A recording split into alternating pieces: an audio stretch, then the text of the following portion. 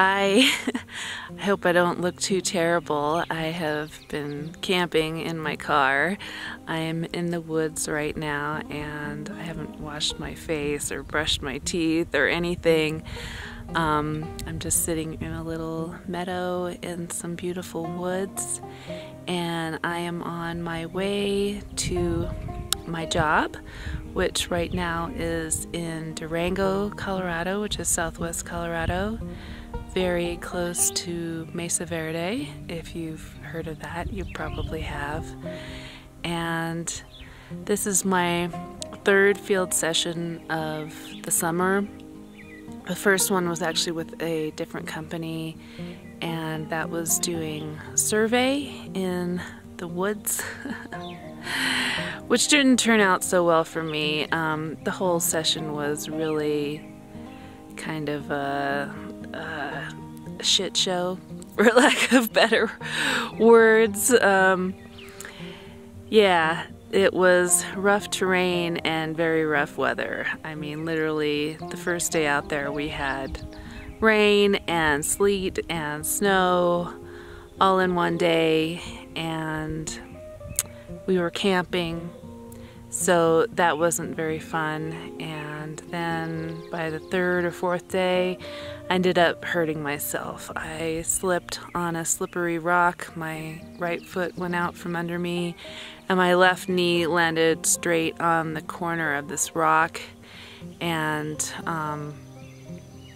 really injured me. So I ended up having to go home the next day and just rest and let my knee heal, and it's all better now.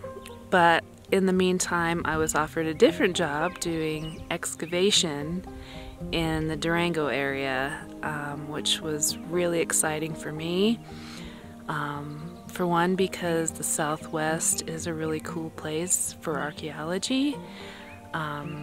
There's a lot of pueblos and pit houses, and like I said, it's the Mesa Verde area of the state, and was very highly occupied many hundreds, even thousands of years ago. So it's an exciting prospect, and I do feel a bit like a prospector when I'm out there, because part of what I've had to do is dig away at a trench with a large pickaxe, which was not a lot of fun. The pickaxe was very heavy and the ground was extremely hard, and I felt like I was doing time, you know. I should be wearing some striped jumpsuit and chained to somebody else who's doing the same thing, singing some labor song, you know. Archaeology is definitely hard work, make no mistake. Whether you're doing survey or you're doing excavation, it is freaking hard physical work. And there are times when I'm out there when I really question what I'm doing, but I do love archaeology, and it is really exciting when you find something cool.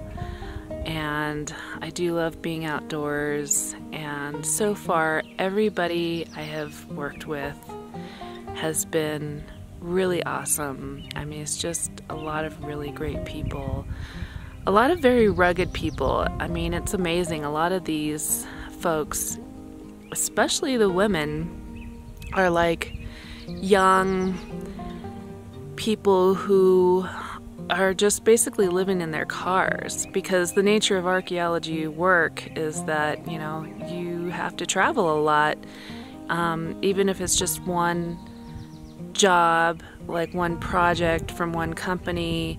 You might have to travel back and forth like I'm doing, having to travel from Colorado Springs to Durango every week. Not every day, but every week. And when that job ends, you may have to go somewhere else, and that might be another state. I mean, I haven't really done much of that because I own a home and I have a family and I need to stay near home, but these young people who don't have any real responsibilities, they don't have families, they don't own homes, they just have their car and they live in their car and they camp and they travel around, and some of these people have been doing that for years, and I admire that. It takes a lot of, I don't know what you'd call it, moxie to be able to live that kind of lifestyle. I mean, I did it for a few months at one point in my life, and it was fun. It was an adventure, but it wasn't like having of home, and I'm really grateful that I have the home that I do, and a wonderful family and pets and a garden and everything to go back to at the end of the work session. It's been really nice sleeping in the past few days in my nice comfortable bed and all that. So I am excited for a new adventure, and I'm hoping to share as much of it as I can with you. It's a little hard, especially out in the field. I mean, there's certain things that I can't show you. You know, I don't want to reveal too much about the location, and you know, some people might not want to be filmed, so that's always a little tricky. And then filming what I eat, which I will be trying to do, is also a little tricky because especially in this case, I am sharing a house with several other people, and I was doing that last week too, and I managed to film making my morning lemon water and matcha tea, but I didn't really get any further than that because I didn't know these people yet, and I didn't really feel comfortable about filming stuff, food, in front of them.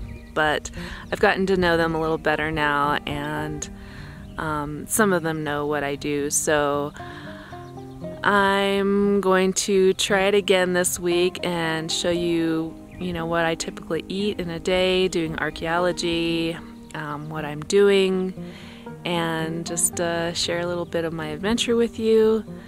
So right now I need to keep driving. I drove here to this beautiful site, which is outside of Pagosa Springs, and about an hour and a half drive left to go. So I need to get going, find some place to get some matcha tea or some kind of caffeine, and hit the road and meet up with the rest of the crew to get to work. So I will share more with you later. Peace.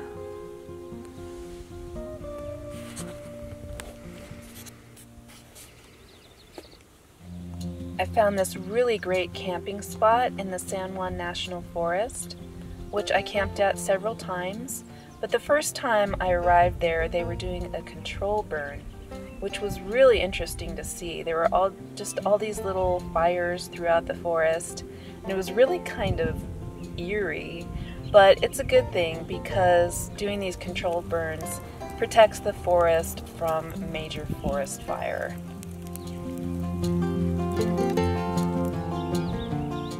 I camped near this pond several times. You can see there was an incredible view, and it was just so pretty and so peaceful. There was never anyone else around. Lots of wild iris and other kinds of wildflowers around. And it was just gorgeous. I would definitely camp there again and again. All the rivers were really full this year because we had a lot of rain and snow in the spring, but it was beautiful. This is one of the sites that was part of the project that I was working on. When we started ours, they had already gotten down to the bottom of this pit house, and it was so exciting to see what kind of work I was going to be doing this summer. I'd never worked on anything of this scale, and it was just an incredible project. So you can see there's a lot of burned logs on the floor. The walls are burned. There are burned posts everywhere because it's part of when people abandon these structures, they ritually burned them. Or sometimes it might have been an accident. But we don't have to dig all that dirt out by ourselves. That's a lot of dirt to move to get down to the bottom of one of those houses. So we have the help of a backhoe, but we do have to monitor the backhoe, watch them, and make sure they're not pulling out any significant cultural materials, and to make sure they don't actually hit the bottom of the floor. We were also excavating surface structures, such as this one here. I know it doesn't look like much, but we probably removed some of the materials. That's a pit house there, and there's another pit house in the background, and there's another one there. There were a total of 6 that we excavated, and there were lots of other cultural materials around the site, such as this mano and metate, which was used for grinding corn or seeds or grains, and was a very important tool to ancient people. Here we are digging with trowels, but trowels aren't the only tools that we use to dig, especially when we have little holes like this one, which I excavated with a spoon. There were also lots of ceramic pieces, or sherds as we call them. This one looked like a crab. And some really beautiful stones. They obviously liked their pretty stones, just like I do. We always stay in some nice places. We had some pretty nice houses that we stayed in. This one was out in the country. We called it the Buddy House because it was on Buddy Lane. And we had cows and horses. I just love these horses. They were so nice.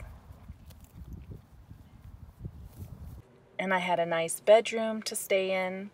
There was a little bit of room for me to do my yoga, which of course I do every morning. And a really nice looking bed. And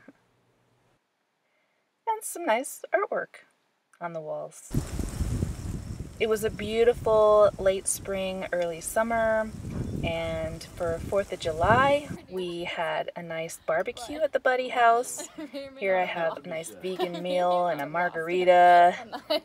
This was a tofurkey brat with sauerkraut and mushrooms and some vegan baked beans.